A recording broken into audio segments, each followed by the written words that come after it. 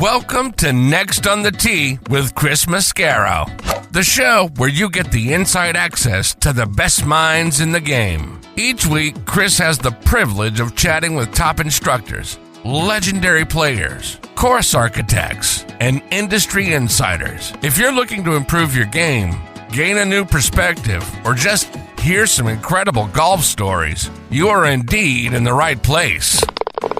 You see, Chris, let me tell you something, I haven't spoken to a press man in my life that is knowledgeable, seriously, as you are. Never. You do such a great job. It kind of makes me feel good all of a sudden. You do so much for the game. You're so kind to all of us that are out there in the game. You know, we need more people like you in the game of golf. Thank you for pressing play. Now, grab your clubs, step up to the tee, and let's get started. This is Next on the Tee. Hi, folks, and welcome into this big dose of vitamin G episode of Next on the Tee, where golf legends live and the game gets better. I'm your host, Chris Mascaro, and before we get into today's show, I want to take a moment to say something that comes straight from the heart, and that is thank you. Thank you for pressing play every week. Thank you for sharing the show with your friends. Thank you for being a part of this incredible journey. Because of you, Next on the Tee has once again been recognized by the Communicator Awards. The show received the Award of Excellence for Podcast Features Best Host and the Award of Distinction for Podcast Series Interviews. And honestly, folks, those awards belong to you just as much as they belong to me. The show has never been about me or about one person. It's actually really about my guests and you.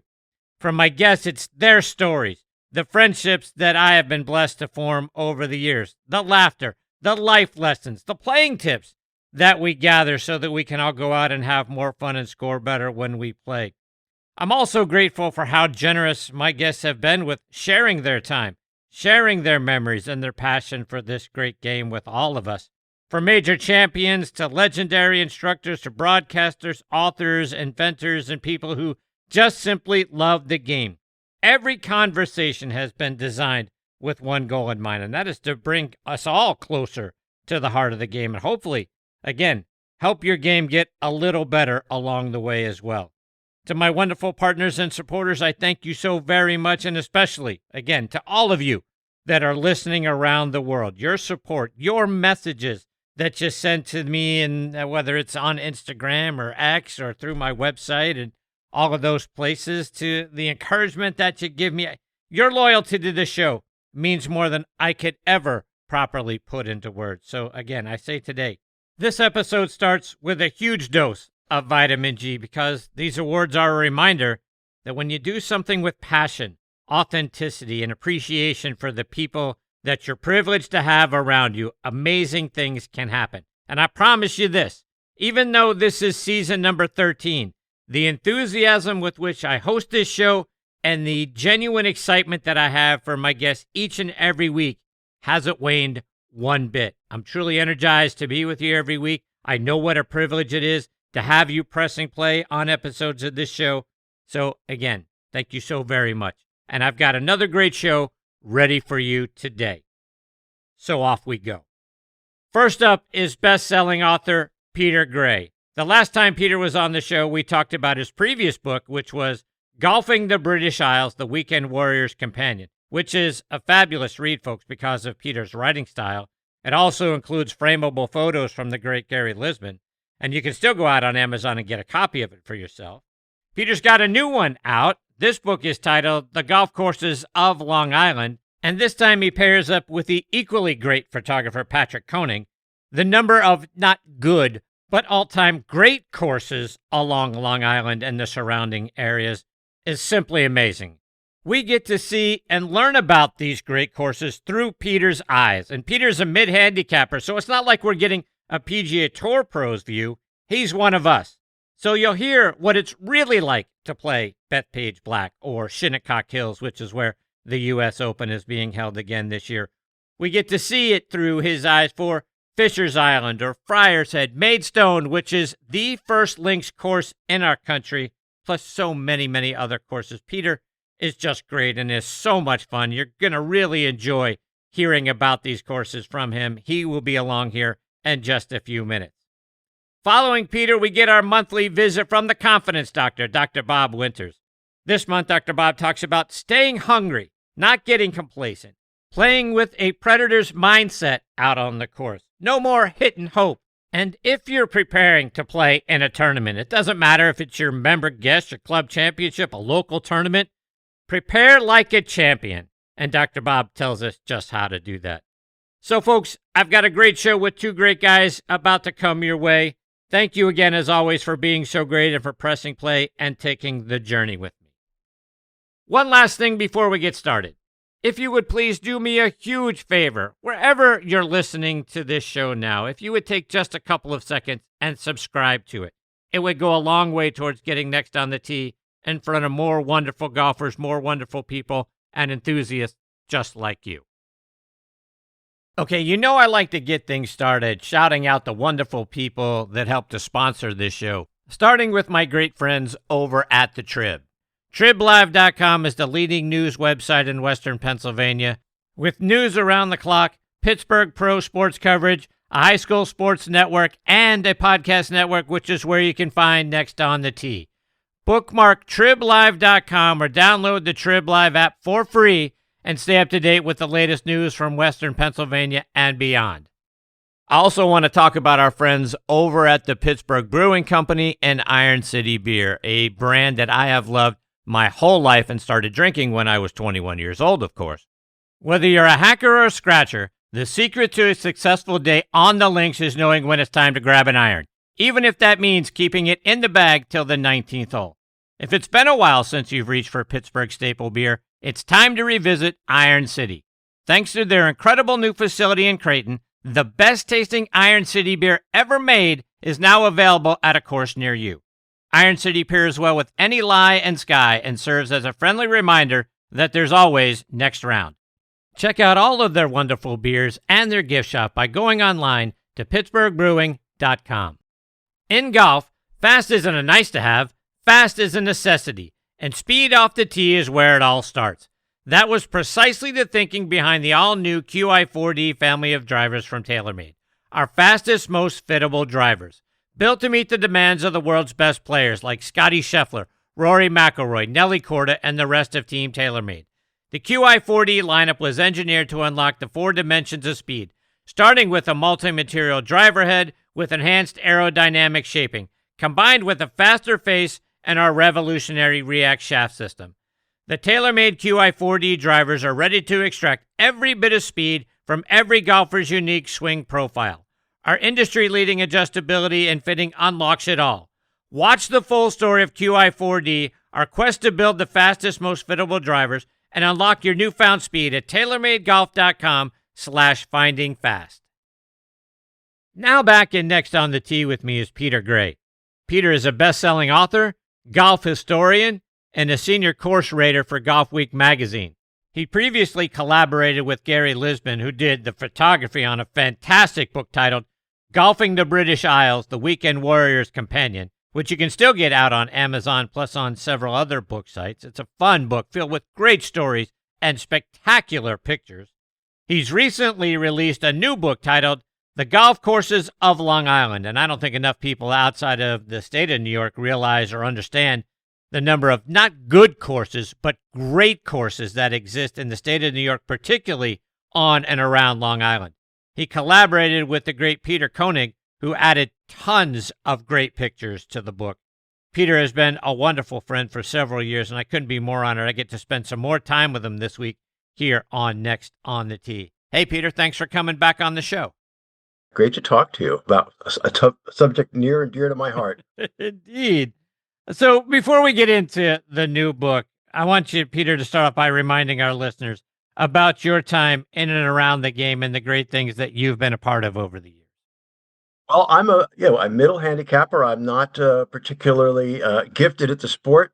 I do have a deep devotion to golf course architecture. I've been rating courses for many years. My family is a golf family. My son played for Rutgers. He was, in fact, teammates and roommates with Chris Goddard. Is that right? Absolutely. I mean, my son, Adam Gray, and Chris Goddard were the same golfer.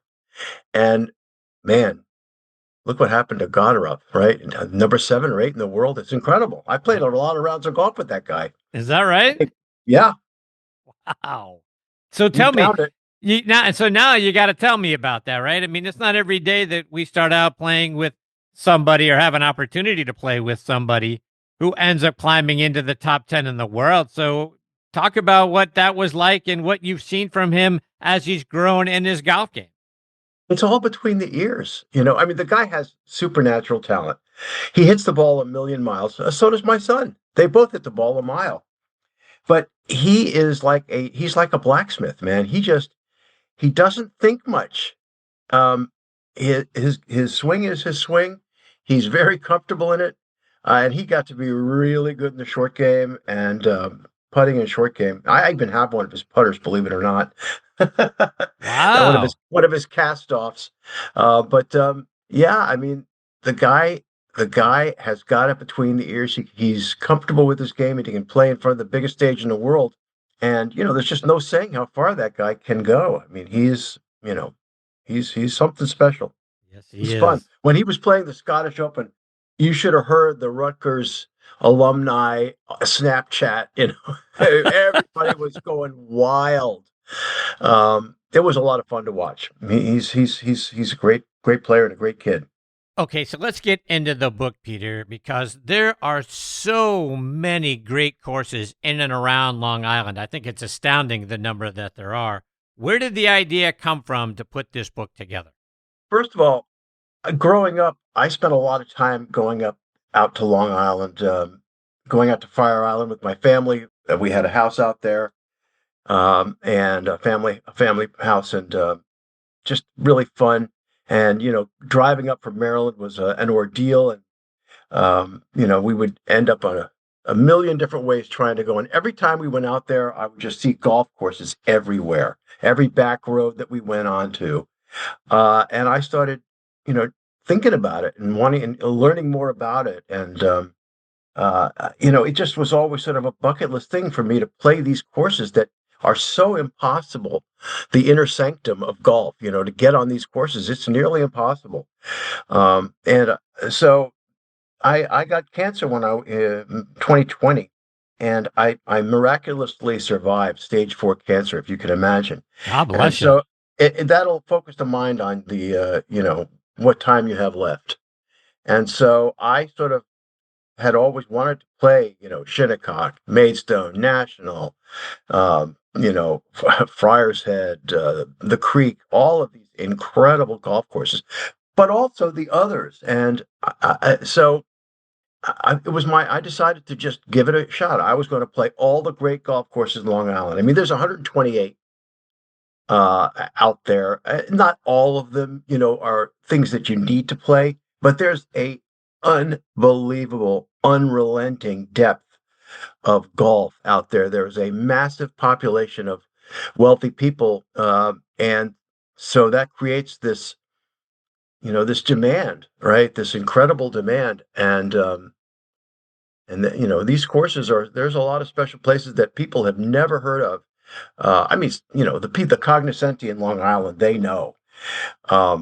But there really hadn't been a book written about it since 1997 when the Metropolitan Golf Association wrote a guide.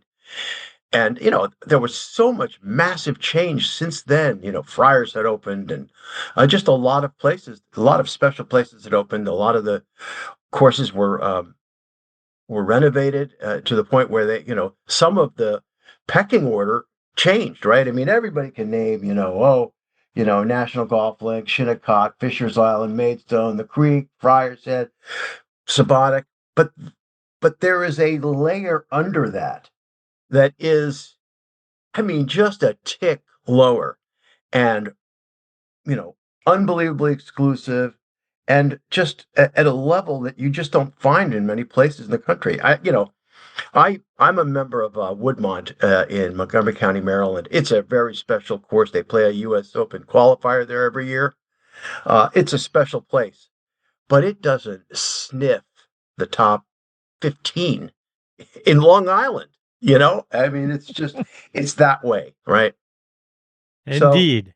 so I set about to do this, and I'm a member of, I'm a Golf Week Raider, and I wrote this book, and I'm an Outpost. I have some connections, but you need you need more to get into these places, and so I set about to do it. All right, so let's get into the book. And you put a Gray's Top 30 list together, and I want to talk about all of those, as many as we can anyway. I mean, there's courses on that list that obviously are the ones that we've all heard of, and there are several, at least to me, of ones that I've never heard of. But I want to start with Bethpage Black because it gives everyday golfers like me an opportunity to play a course that has hosted major championships. In fact, it's the first municipal course that the USGA or the PGA of America decided to play a major on. Talk about that. I mean, look, there was this push way back when. Now it's almost 2 decades ago. That there was, this desire among the U.S. Open leaders to bring the U.S. Open, the People's Tournament, to public courses. And they did that at Harding Park, and Bethpage Black was the first one, and so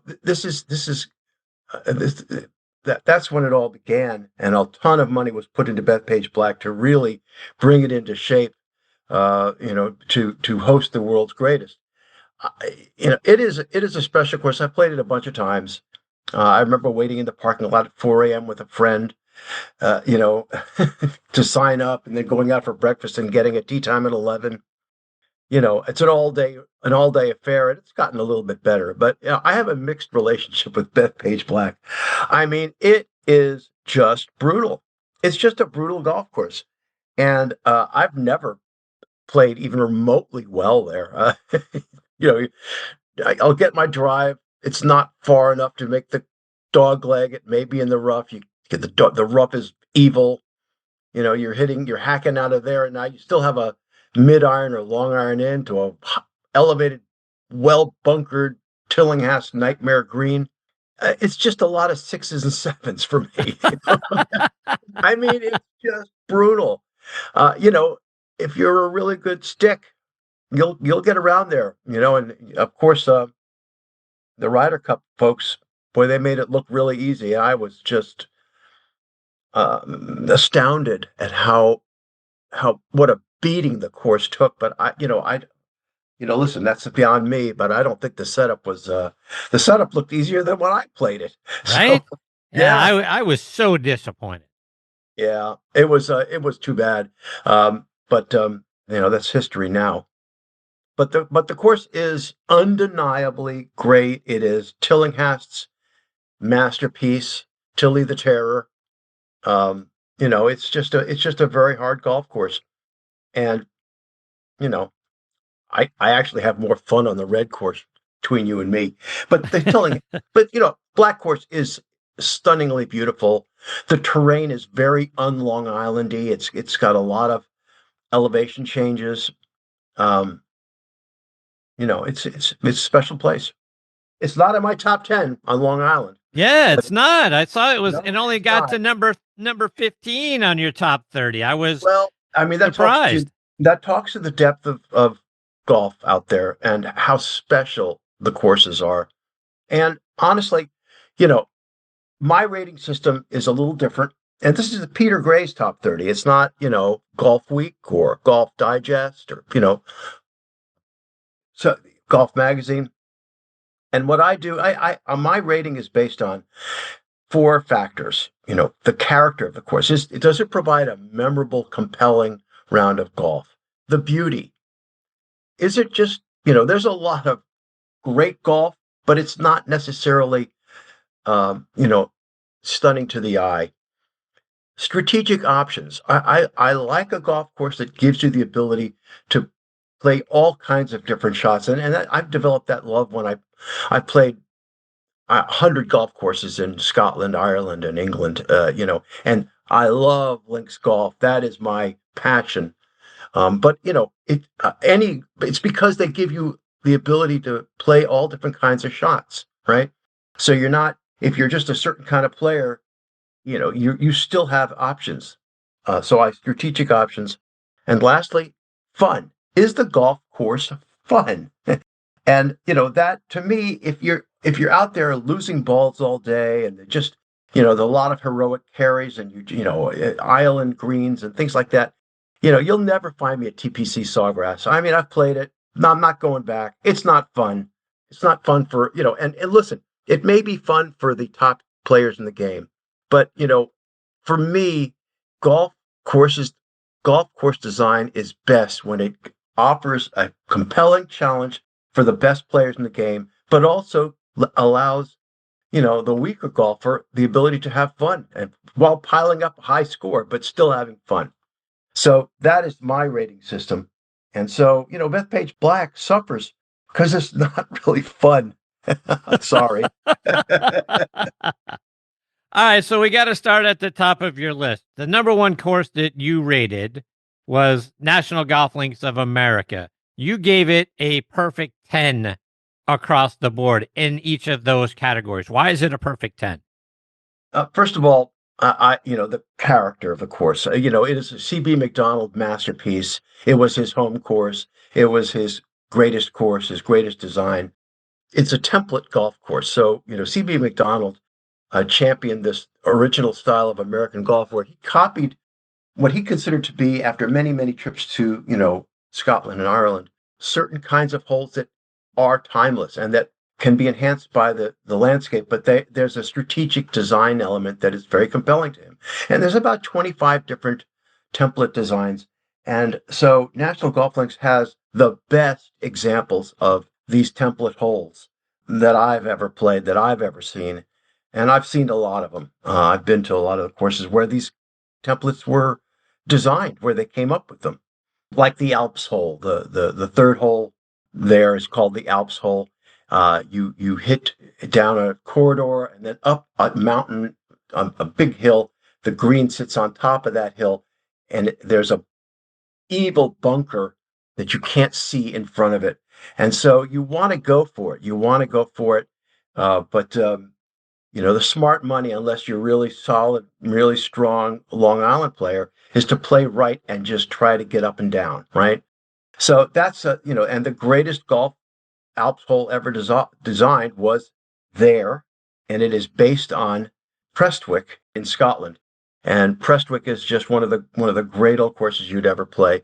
And so I've played both. I've seen them both. I love what they did, what C.B. Macdonald did at National Golf Links. I mean, it's one hole after another. The greatest Redan you've ever played, the greatest Eden par 3 you've ever played. It's the hits keep coming, and of course, the surroundings are incredible. It's oceanside. It's beautiful. It's a beautiful golf course, and it's as fun as you can possibly imagine. No rough, no rough. Wow. Okay. Yeah. Now you got my attention. Yeah, you don't need it. I mean, those green complexes are just savage. Anyway. So now we got to talk about Shinnecock Hills, because later this summer, obviously the U.S. Open is going to be played there for the 6th time. Kind of like Oakmont, Shinnecock has a road that runs right through it. So let us live a little vicariously through you and start to paint the picture in our minds about what we're going to see in June when the Open gets back there. First of all, it is amazing that you can just, if you're out in the Hamptons, you just get on Tuckahoe Road. You can just drive right in front of Shinnecock, right? I mean, it's quite amazing. Not that you're not going to be able to pull in and play around a golf, okay? But it is amazing. It's stunning to see the most, epic, storied clubhouse on the most epic, storied golf course in the United States. Many people consider it better than National Golf Links. They're neck and neck. Honestly, it's what you prefer. It is amazing. It is an amazing golf course. It has an incredible history, dating back to, I don't know, Willie Davis first designed it, and then it was C.B. Macdonald took a spin at it, and ultimately William Flynn really redesigned it, and he is a master router, and the course is just one of the most compelling walks you'll ever take in your life. For the members' tees, it's playable. I mean, really, I broke 90. I had a fantastic time there. You go walk back to the pro tees, the tips. I mean, for me, going from the member tees back to the pro tees was about a 2 or 3 minute walk on average. Oh my! I mean, it is way back. It's way back, so you would never want to make the mistake of playing those tees. I would like to see what my son could do on that course. I went to Oakmont and I got absolutely destroyed. And I told my son that he would never break 80, and he shot 72. So, oh my, really? I know. But there's no weakness in Shinnecock. There's not a bad hole. They're all great holes. There's many memorable holes. There's a lot of holes that have history etched in them, from the Corey Pavin miracle shot on 18 with his 5-wood to beat Greg Norman. The 18 is the site of many great victories. Phil Mickelson on 17 getting blown up by a par 3 because there was a rock in front of his ball. There's a lot of things to remember when you're there. Maidstone is number 4 on your list after Fisher's Island, which came in at number 3. Maidstone is one of the earliest links courses in our country. Bobby Jones said the last 3 holes make it one of the best match play courses in America. It's just over 100 years old. Tell us about Maidstone. First of all, it is a links course, and there are, the people talk about, oh, this is a links course. Oh, that's, Pebble Beach golf links. Well, Pebble Beach is not a links course, right? People think it is. It's a plateau. It's on top of a plateau. It is not links soil. And you can go look at Pieper's book, True Links, which has a compendium of all the links courses. And there's a lot of definitions about it. Maidstone is a real true links course. I love that. As you know, that is my groove. I would play links golf the rest of my life. I'd love to move to St. Andrews and live there and play out the rest of my days. Greatest golf town in the world. But Maidstone has a lot of memorable holes. It is empty. It is extremely private. It's right on the ocean. They have just one magnificent. One hole that got my attention. I remember I think it was 14. It's a par 5. After playing 15, it's a par 5. After playing 14, which is one of the great par 4s you'll ever play. And this thing, the tee box backs up right to the beach. It's right on the beach, and you look back over your shoulder. You can barely turn around to actually hit the shot, which goes back into the interior of the golf course. I mean, it's a special place. When you're, but the impression you get there is that for the Maidstone members, it's just another thing to do, right? It's a country club. They have a beach club. They have,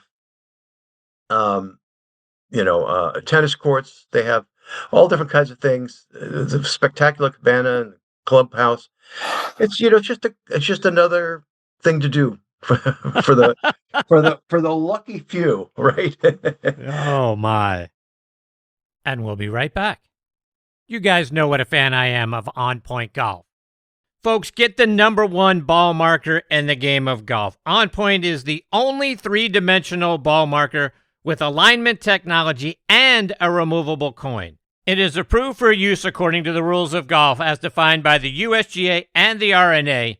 As we all know, putting is all about line and pace. Mark your ball with On Point, engage with your 3-dimensional ball marker, and have more confidence in your line, execute the putt, and lower your scores. Folks, with the likes of Jim Furyk, PGA professionals and amateurs alike out there using them now, it's the #1 ball marker in golf that actually helps you lower your scores. Go online to onpointgolf.us, read about the science behind it, then put one in your bag and make more putts. I feel like it's the 15th club in my bag. It's helped my game. Why wouldn't you let On Point help yours as well? Again, onpointgolf.us. Check them out and get one in your bag today. PGA Tour Superstore pros aren't born. They're made. Every January, hundreds of associates talk to the top manufacturers, learn about the latest clubs, test the newest equipment, logged thousands of hours of training, and together hit over 100,000 balls, all so they can get you the perfect fit.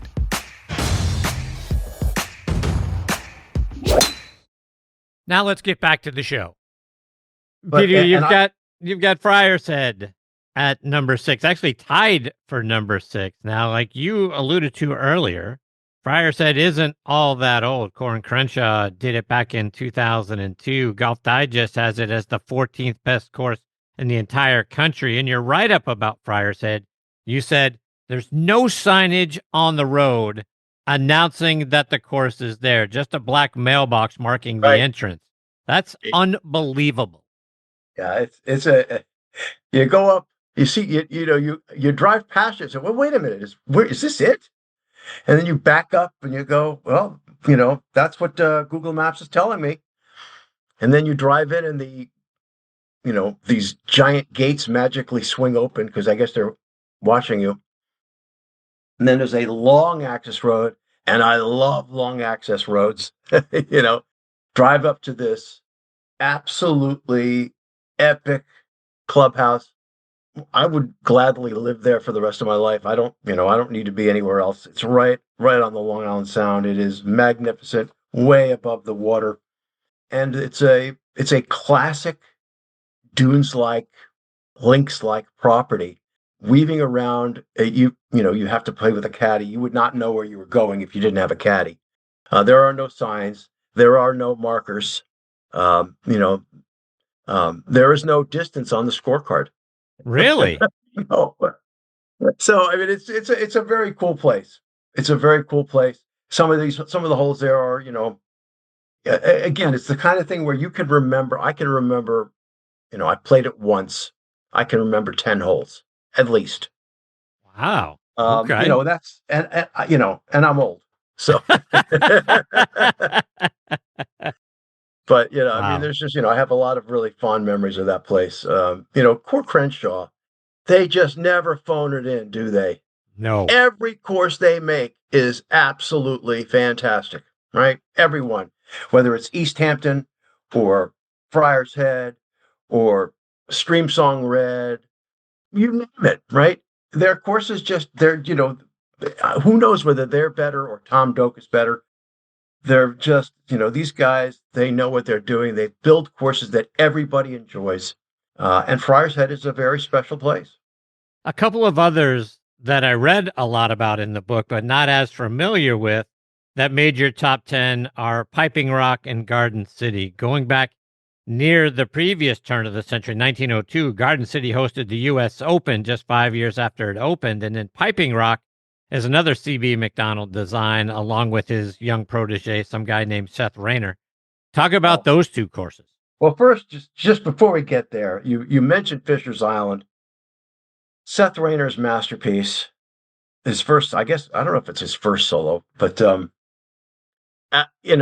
it is one of those experiences going to Fisher's Island. It's an island. You can't drive there. It took me a long time to get there. Let me put it that way. I was on Long Island. I had to take 3 ferries to get there, all going over across, Gardiner's Bay and, over to the North Fork and then over to Connecticut. And then at 7 a.m., taking the ferry from Connecticut to Fisher's Island and then driving my son and I in a blinding rainstorm, which we thought, oh God, this is going to be terrible. And then the rain lifted. And, it is Seth Rayner's crowning achievement. It is, I can't remember. Somebody told me that the National, Shinnecock, and Fishers are like the King Arthur's Round Table, right? The National is the king, Shinny is Sir Galahad, and Fisher is the queen who nobody can touch. and but they do not mess with that course. It has not been changed. It has not been lengthened. I don't even think it has irrigation. It is just a museum quality Seth Rayner. And I love Seth Rayner. And I love CB McDonald. That is my just what I worship. I love Seth Rayner's Fox Chapel. I love Seth Rayner's West Hampton. I mean, you on and on and on. But this course has, again, some of the greatest holes in the world. Garden City, and Rockaway. You skipped that one. That's number 11. Nobody knows about Rockaway. What a course. But Garden City, people know about it. Garden City Men's Club. It's a little bit of a polarizing place for some people because it's a men's club, right? But and the first time I played there, to be honest, I was a little underwhelmed. It's the scenery is not compelling, which for me, sort of takes it down a notch. The second time I played it after I think Doak tuned it up, holy cow. I mean, it has a lot of half par holes. It makes it a great betting course. It makes it a great match play course. It's got a lot of very interesting holes. The greens are just very, very difficult to hold to get to the right spots so you have a birdie. It's very resistant to par. Any member will tell you that. It's quite a special place. Piping Rock was my first CB Macdonald course that I ever played. I've read George Bado's book about him. I can't say enough about, the template style of golf. I love it. And Piping Rock is a magical place, which he designed with I think you mentioned, with Seth Rayner. Right. Peter, there is just so much to get into about all of these wonderful golf courses. I certainly hope you'll come back soon and talk more about some of the ones we haven't gotten to yet. But one that I had not heard of at all was Southward Ho. It's a Tillinghast design that's just over 100 years old. How did you run across that course? I heard about it. I read about it. And again, I'm not a Tillinghast guy. A Tillinghast is, I love Quaker Ridge, and there are people who just, a winged foot. But it's not for me. He's very, Sand Point is another one. Sands Point is another Tillinghast beauty. They're very penal. They're just very penal. But that one, Southward Ho, is a little less so. It's a little less penal, and it still has a lot of sort of the strong fingerprints of Tillinghast. It has a heroic carry hole, the 11th, the par 5 there. They put in a giant, like 2-acre bunker, which is just like this serpentine, nasty thing. And you just have to get up there and bust your second shot, if you want to have a chance at par. And, I hit a 4-iron over it after a really good drive, and I was very proud. There's a feeling that gives you when you have that success, that ultimate success where you just have to stand up and hit a big boy shot, and it gives you that. It's got a lot of character. It's a beautiful, beautiful course. Peter, like I say, we could go on and on for hours talking about all the great stories in this book, but what haven't we talked about so far that you would really like our listeners to know about? Well, what you're going to find look, you come to Maryland or most any state, you'll be hard-pressed to find a Seth Rayner course, a CB Macdonald course, a Devereaux Emmett course, Herbert Strong. I mean, it is a time capsule on Long Island. They have the greatest architects of the golden era of golf, the golden age of golf, from 1900 to 1930. Anywhere in the United States and maybe the world, I don't know. It's deep. It's a deep, deep bench of spectacular courses. I could talk about a lot of these that we haven't talked about. North Shore is another one.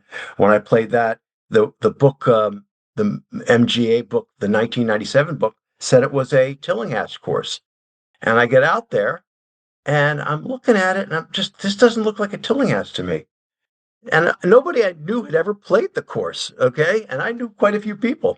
And so I'm playing it, and it's like there's a Sahara bunker on the second hole. I said, well, that's not Tillinghast.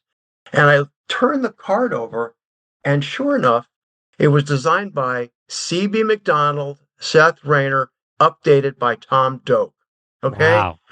Seriously, that is, that's the Mount Rushmore of golf right there.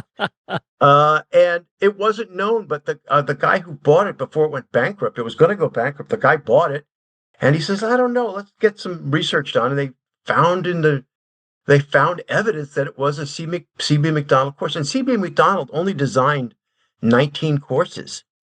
Finding that this was a C.B. Macdonald course, it's like finding a Rembrandt in your attic or some garbage painting painted over, and it's a Rembrandt, right? That's what this was. It is a Rembrandt.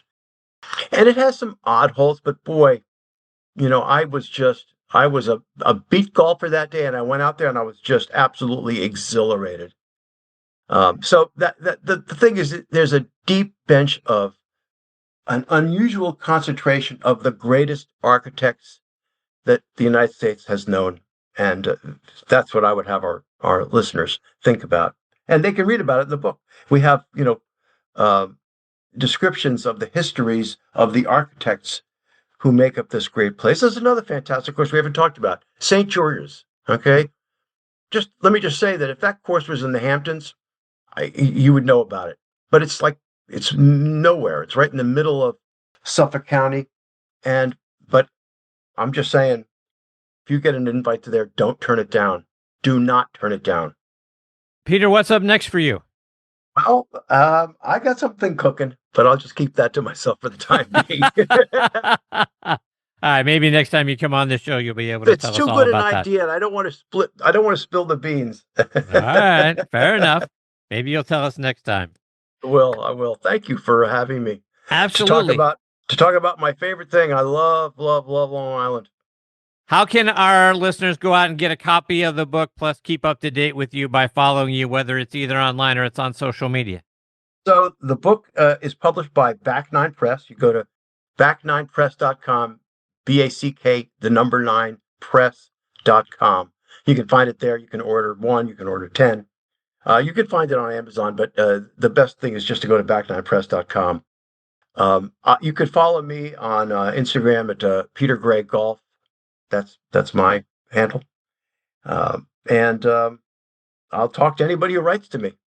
Peter, you're the best, my friend. I can't tell you how much I enjoy our conversations. I mean, the enthusiasm and the excitement in your voice for this book and the prior books that you come on and talked about. I mean, it's just, it makes it that much more fun, as a podcast and as an interview, but it kind of makes the book come to life as we see it through your eyes and get to hear about it through your voice. I can't thank you enough for sharing that enthusiasm with me and our listeners. Before you go, I got to give a shout out to Patrick Koenig. Of course. The guy he's absolutely the OG. He's just an unbelievable photographer. I can't believe that I got him to do this with me. If your listeners follow or look at golf pictures, it's like golf porn. You look at his pictures, it's golf porn. I'm telling you, this guy is a genius. I couldn't agree more, because there are a lot of pictures in the book that I'd like to cut out and put a picture frame around. It's that good. Yeah, love the guy. Indeed. Follow him, PJ Koenig. Take care, Peter. All the best to you and your family. Like I say, I'm already looking forward to the next time you'll come on the show. All right, thank you. Take care. You too, Peter. Bye-bye. That is the great Peter Gray, folks. I'm telling you, this book is fantastic. It is educational, right? On top of that, it is just visually unbelievable, like he talked about with Patrick Koenig's photography in the book. So as you're reading, right? I mean, it's a very easy read, because you're kind of going through course after course after course, and you're learning about the history. You're seeing the wonderful pictures, and it's just a wonderful sit-down read. It's a page-turner, like they say. But on top of that, look, Peter's just an amazing individual, right? I mean, you guys know how much I love people that come in and bring the enthusiasm. That's Peter Gray. He personifies that. So, and then it comes through the pages as you're reading the book. He is just a gem. He is one of the great people in our game, first and foremost, and then being a multi-time best-selling author. So the writing is great and compelling. You're going to just learn a ton by picking up this book. I know that I surely did. Again, back9press.com is where you can go find it. You can also find it on Amazon. Just like Peter said, I recommend going through Back9 Press. You're going to enjoy that and get it at a better price going through there. And then make sure you follow him at Peter Gray, Gray, at Peter Gray Golf is where you're going to find him on Instagram. like I say, I promise I'll get him back on the show again soon. We'll talk more about, there's you're talking well over 100 courses in here, and we talked about, a half a dozen. So we'll get to more next time around. Coming up next is the Confidence Doctor, Dr. Bob Winters. You guys know how great Dr. Bob is each and every month when he kicks it off with us. Before I bring him into the show, though, let me remind you about the great things going on up at Macklemore. Because this year, get ready to experience a game like never before at the Keep, the brand new Bill Bergen and Reese Jones co-designed course at Macklemore. With its challenging layout and awe-inspiring views, every round here is an unforgettable adventure. Whether you're taking on the signature holes or just soaking in the scenery, the Keep is where your best golf meets nature's finest backdrop. So grab your clubs and join us up at Macklemore. The Keep is open and it's waiting for you. And folks, if you haven't tried 2-under yet, you really need to. Why? Well, from the first tee to the clubhouse, 2-under's Joey Pouch is going to keep you comfortable and locked in all round or all day. Build your own bundle by going online to 2-under. That's the number 2, UNDR.com, and save up to 20%. Okay, now back in making his regular monthly visit with us is the Confidence Doctor, Dr. Bob Winters. As you guys know, Doc is our coach that helps us with the mental side of the game. He is a regular monthly contributor to help us think differently, develop our confidence, and go out there and play smarter. You can find him down in Orlando at his Performance Enhancement Company or at the Ledbetter Golf Academy at the Reunion Resort. Dr. Bob continues to do amazing work with his players, ranging all the way from junior players up to tour players. His players just keep on winning, and go out and check out his Instagram page to see evidence of that. The list of his players winning tournaments grows each and every month. As you guys know, Dr. Bob is also a board member of the Next Tour, which is a feeder tour to the Epson and the LPGA tours, and I couldn't be more excited that I get to have him back with me again this month here on Next on the Tee. Hey, Dr. Bob, how are you, my friend? I'm very good. Very good. Nice to be with you. Same here.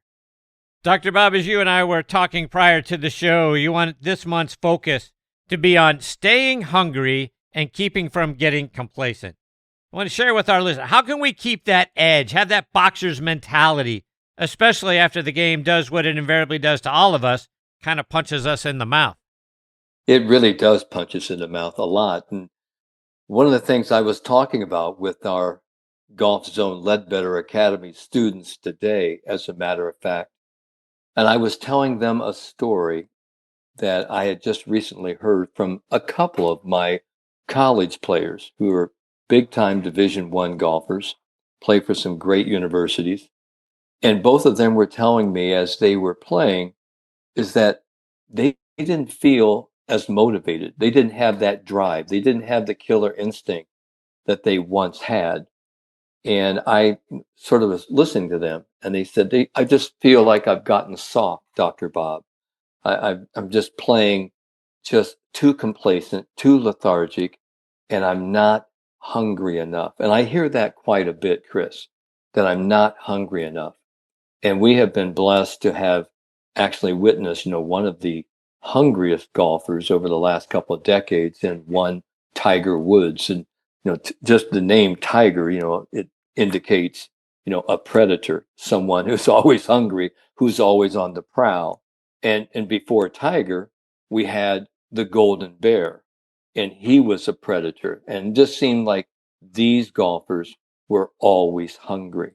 So that's sort of really what I want to talk about tonight, because we have, golfers up north now. Everybody is getting out. The weather has broken. Spring and summer's coming, and everyone just really wants to have a mental edge. So that's what I'm here for. That's why you bring me onto the show. And I want to give everybody some food for thought, a little intellectual nutrition and a little athletic motivation. So I kind of want to tell you sort of the 4 stages that I sort of think, we see golfers doing, and they do it on the golf course quite a bit. So you want me to get started here? Yes, please do. The first thing is I see so many golfers who are starving, and they are like the tawny, scrawny lion, that old golden book, wonderful tale about the lion who was eating everyone in the forest, but he was always skinny. and he was always running after himself, and he just couldn't fill himself. He couldn't ever sustain himself. And I think that's exactly, why we have a lot of golfers. They're starving themselves because they're trying way too hard, wanting it way too badly, overthinking, over trying, and they're running around in a lot of vicious circles, and they never, ever get any better. And so these are what I call, the people that are starving themselves. They just don't understand, what is it going to take for me to get to the next level? So we have, people, and let me just give you an example. You're over, a 6-foot putt. Now it's a 6-foot putt. Now, Chris Mascaro, you play the game, you play it well. You can make a 6-foot putt, right? Yes. Yeah, you can make a 6-foot putt. You put anywhere of a 6-foot putt. But you tell a person who's actually psychologically starving, they're telling themselves, I haven't made a 6-foot putt in so long. I need to make this. They're bargaining, they're praying. It's a hit and hope. It's a very mechanical stroke. And they actually sort of take the putter back and they force it through and they miss it. And they go, there it is. I just don't have it. So they're always trying so hard, and they just won't allow themselves, to play the way they want to. So these are sort of what our starving golfers are. And they have sort of a big red light, by their golf bag, because they are sabotaging their talent. Now we'll move on to what I call the predator mindset. It's a green light. It's a hungry mindset. This is the Golden Bear. This is Tiger Woods. This is, sort of the many we used to say the young lions on tour years ago.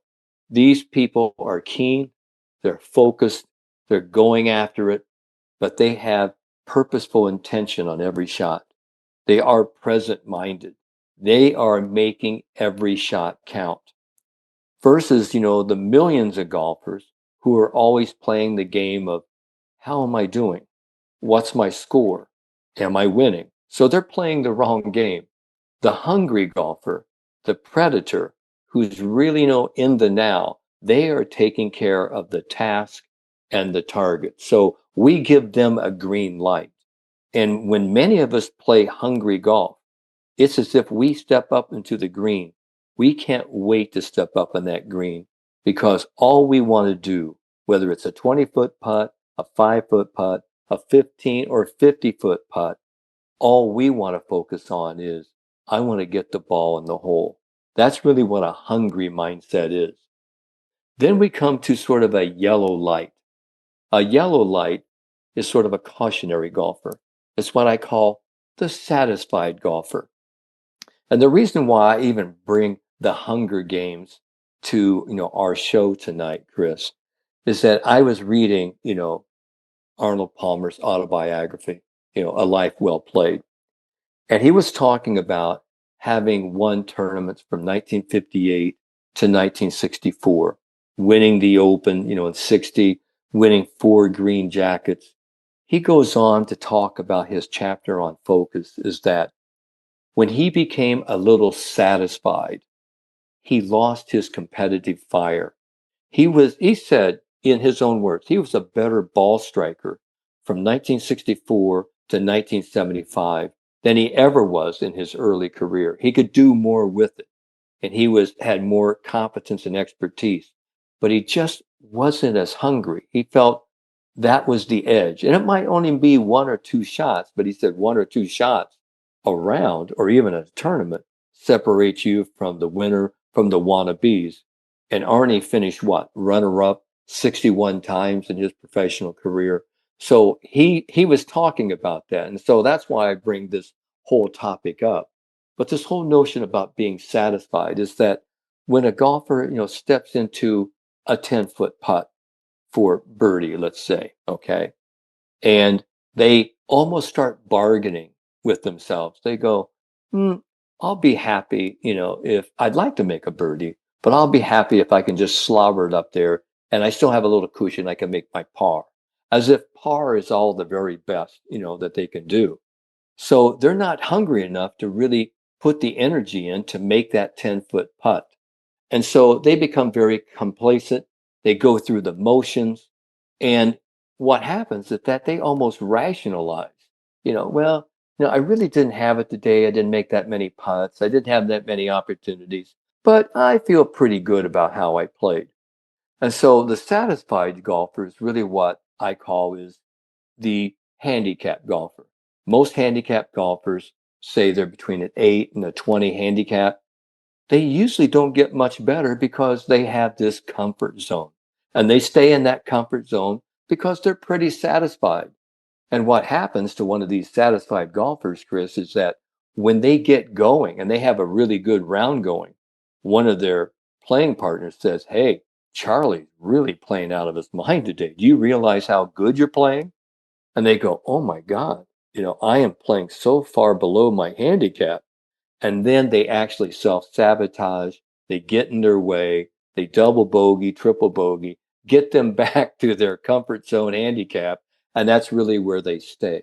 So that's sort of a satisfied mindset. Now, there's nothing wrong with being satisfied because I want golfers to be hungry, to go out and give your best on every shot. And at the end of the day, the satisfaction comes that I went after it all day. I allowed myself to play as great as I possibly could all day.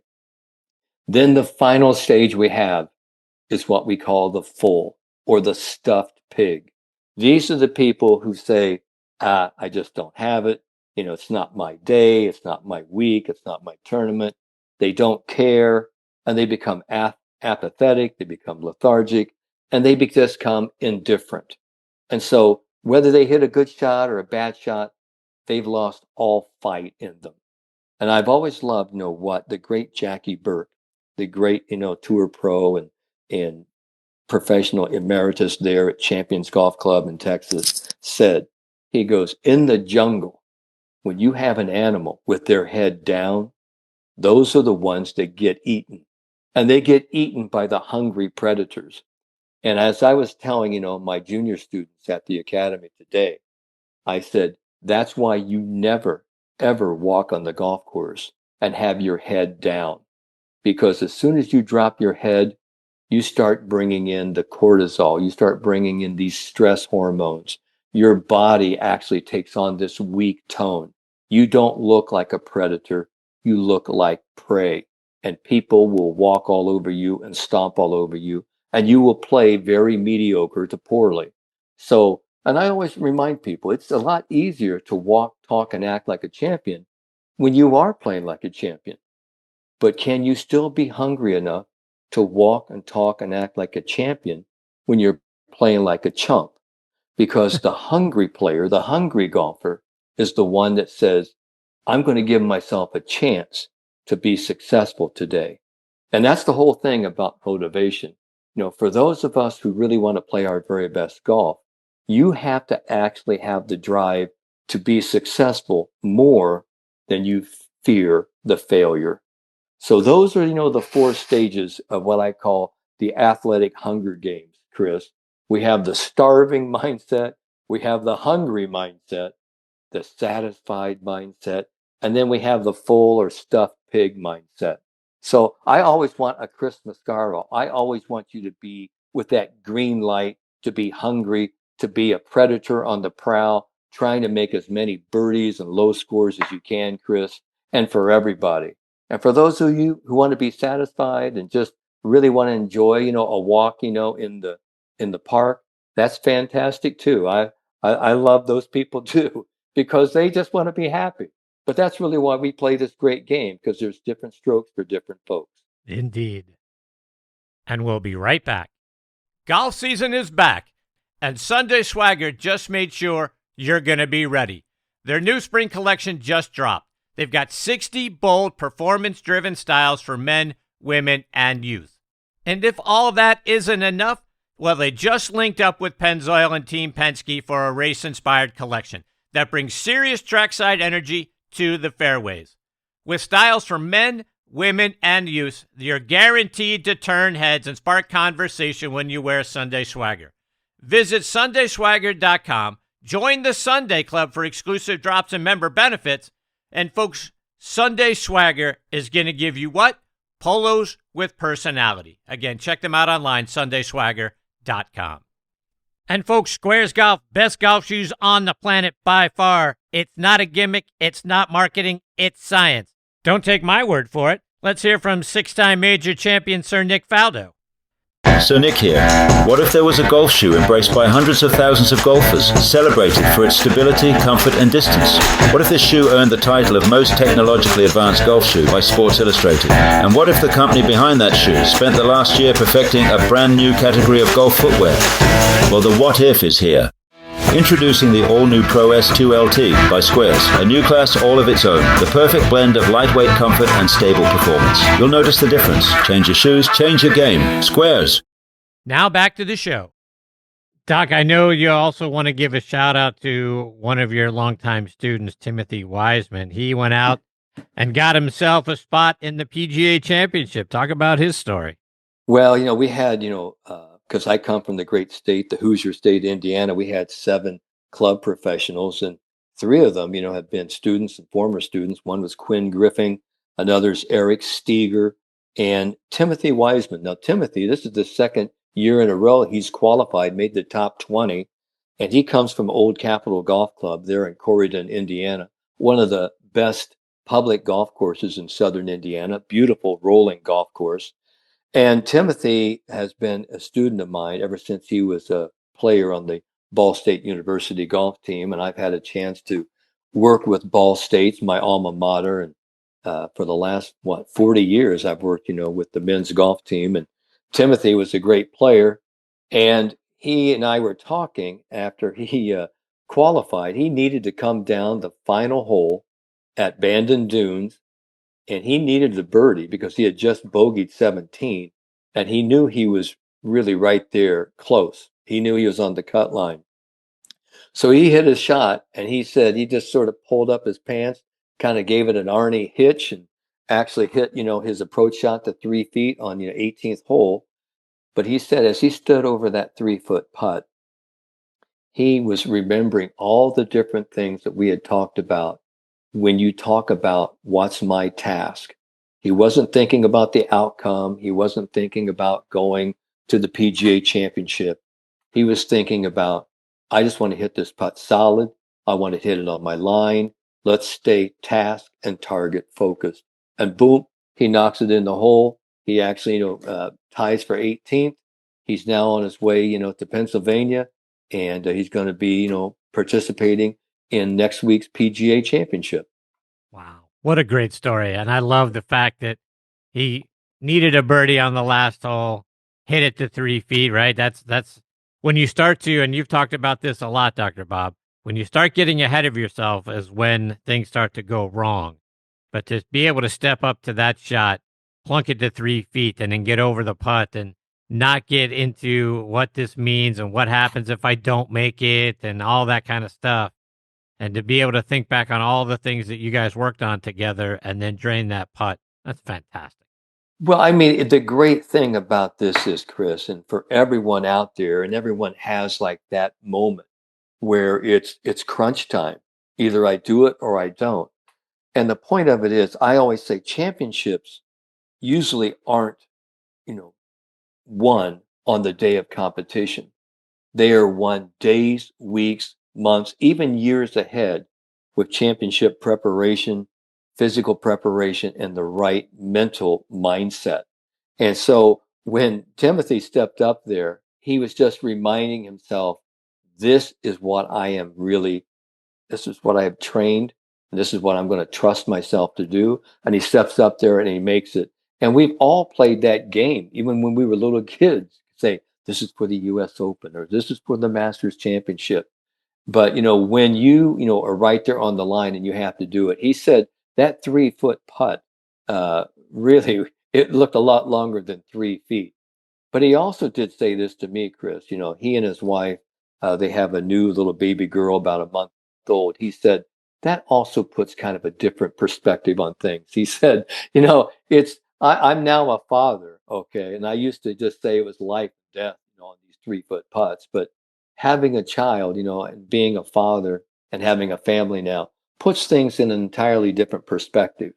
And I used to say that years ago, when I had my two boys, I said, I don't know where all the nervousness went. I think it just went out through my DNA to my two boys. So I think that's what happens. If you just really want to get rid of a lot of your golf anxiety, just go out and have a lot of kids. I'm saying that in jest. Please don't do that. But I'm saying that in jest. But it's just, you hear that so often. You hear it, from a lot of the tour players that I've worked with. They said, when I had a family, it really did put things in perspective, because we make this game, and it's everything. It's the most important thing. But in the whole scope of reality and life, it's just a game. It's a game we love. It's a game we take serious. It's a game of profession, and it's our career. But, all things being equal, there's so many much more important things. And I'm just so glad, for Timothy, I'm going to be right there with him. We'll talk more as he gets ready here, for this week and his preparation. But I'm just so happy, for all of those 20 PGA club professionals and all of like the 315 that were at participants out there, because these are some of the very best PGA club professionals of the PGA of America who get a chance now to participate in a great venue like Bandon Dunes, and then get a chance to compete, and then have the chance to play in a major championship at the PGA. It's really something. And kudos to Timothy, kudos to the PGA and Bandon Dunes for hosting such a great event. And I'm excited. I'm excited for everyone. Dr. Bob, before I let you go, remind our listeners again how they can come down there and see you, plus get copies of your books, follow you online and on social media as well. Thank you, Chris, so much. They can get a hold of me through, the internet at theconfidencedoctor.com. That's theconfidencedoctor.com. You can also, Google me. You can find any of my products. So many of my books are on Amazon.com. And if you want to find me, you can also go to Golf Zone Ledbetter or ledbetter.com, and you'll find me there at the Ledbetter Academy here at Reunion Resort here outside Orlando. But I'm always, ready, for new students, people that want to learn, people that want to, get great, not just at golf, but actually just, really expanding their horizons, Chris. And thank you so much for giving me a great platform to spread, the golden gospel of great golf psychology. Dr. Bob, I can't thank you enough for all you do for this show and all you mean to me and all of our listeners. You're fantastic, my friend. Thanks for another great lesson tonight, and I look forward to catching up with you again in June. And always remember, Chris, what I keep saying every week or every month that we do this, the moment you change your mind, you change your game. Thanks, pal. See you next month. Take care, Dr. Bob. Folks, that is the great Dr. Bob Winters. Again, you can follow him on social media at Dr. Bob Winters. You can find him there on Instagram and Twitter, or at Dr. Robert Winters. Again, online at theconfidencedoctor.com. Like it says on his Instagram page, for those who want to win, get in touch with Dr. Bob. And if you go back and you listen to all of our segments, and this is the 28th time that I've had the privilege of spending some time with Dr. Bob, look, every single time he gives us some nuggets that we can take away from that's going to help us play better. And by playing better, I mean, he's not telling us how to swing the golf club better. He's talking about how we can take that piece, that, that 6 inches between our ears, and make it better, more confident, and be able to step up and make putts just like, his students do. And just like we were just talking about there with Timothy Wiseman. So look, what do we take away from this time around? Well, to be the starving golfer, right? Don't go out there and try too hard. We all do that, right? Even if it's just in our weekly Nassau with our buddies, right? We're out there trying so hard. We press in our minds, right? It becomes something we want to win too badly. And the next thing you know, we start derailing ourselves. You talked about sabotaging ourselves. Well, we do that, right? One of the things that I wrote down, hit and hope. How many times do we do that, right? That's not how you play the game. That's not how you have fun at it. And that's also not how you achieve at it. So we don't want to be that guy. We want to be the predator. We want to go out there and have purposeful shots. We want to play the game with intention, right? Some of the things that Doc has talked about, and so have so many others, right? Committing to the golf shot. One of the things that a lot of us do, We get out there, we pick out a shot, we kind of think we can do it, and the next thing you know, we decel, whether it's decel the putter, decel our swing, and whatever club we're going through. A lot of times it's our driver, and the next thing you know, we hit a bad shot. We don't want to be that guy. We want to have a hungry mindset. Doc has talked in the past, and he mentioned it again tonight. Task and target, right? Keep your mind focused. Step up to the ball. Be confident about it. Have a task. Have a target. Swing and hit it at that, right? We don't want to be that satisfied golfer, right? A handicapped golfer, get in your comfort zone. It's fine. You know, one of the things that I also wrote down, right? How many times when someone asks you what your handicap is, you go, well, I'm between a this or a that, right? That's kind of wishy-washy. That's not the golfer we want to be. We also certainly don't want to be the stuffed pig where you walk around with your head hung low and I don't have it, I'm not going to do it. A lot of times we do that in the course of a round, right? We're not playing well. We had a bad hole. The next thing you know, we're hanging our head. You never know what can happen on the next hole or on the next set of holes. Come back, make a couple of pars, birdies, whatever it is. Go out there. You can turn your round around, right? Don't hang your head. Be confident. Anyway, Doc's fantastic. TheConfidenceDoctor.com is where you're going to find him online and have that wonderful mindset. Trust yourself. Have championship preparation. Go out there and practice. Especially like Tom Patrick always talks about, right? Short game, short game, short game. Anyway, looking forward to catching up with Doc again when we kick off June. All right, my friends, it is time for me to put a bow on this episode of Next on the Tee. I want to send out my sincere thanks once again to Teddy Lynn and Dave Williams for joining me on this episode. Scheduled to join me next time are a wonderful longtime friend of the show, Peter Gray, will join me to talk about his great new book that is out. It is called The Golf Courses of Long Island. If you're from that area, you've played the courses, or you just want to learn about some of the great places to go play, some of the historic courses, so many of them. It's unbelievable how many of them are out there along Long Island. So very excited to have Peter back as part of the show. And then we'll get our regular monthly visit from the Confidence Doctor, Dr. Bob Winters. You know how great Dr. Bob is all the time, helping us be more confident, play our best golf out there. Looking forward to hearing all the great things and insights that he has to share with us to kick off the month of May. I want to thank our friends again over at Trib Live for being such wonderful partners and for hosting this show on their site. For the latest news from Western Pennsylvania and beyond, including your favorite sports, go to triblive.com. You can find this show by then clicking on the sports section tab and the most recent episode right there front and center for you on the homepage of the sports section. Or you can type in podcast.triblive.com, click on Next on the Tee. Many of the most recent episodes from this season are waiting there for you as well. But as you guys know, you can find this show pretty much anywhere you get your podcast content. We're out there on Apple Podcasts, Spotify, Amazon Music, Good Pods, and golfnewsnet.com as well. But as always, the biggest thanks go out to each and every one of you for being the greatest supporters in the history of podcasts, barring none. I am so grateful for each and every one of you. Until next time, hit 'em straight, my friends. Thanks for joining Chris again this week on Next on the Tee. We hope you enjoyed the conversations as much as we did. Please share the show with your golf buddies and be sure to follow it on Trib Live or your favorite podcast app so you never miss an episode. Thanks for pressing play and being part of the journey. We'll see you next week, right here, where the best minds in golf share their stories.